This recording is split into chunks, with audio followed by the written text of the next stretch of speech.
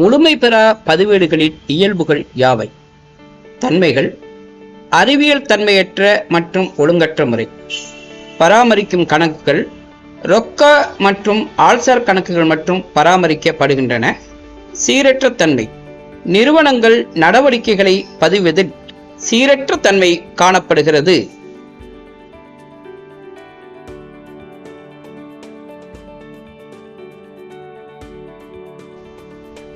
முழுமை பெறா பதிவேடுகளின் குறைபாடுகள் யாவை?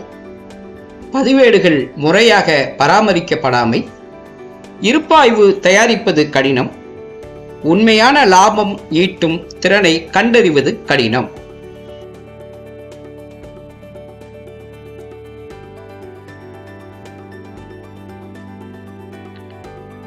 இரட்டை பதிவு முறை மற்றும் முழுமை பெறா பதிவேடுகளுக்கும் இடையே உள்ள வேறுபாடுகள் யாவை?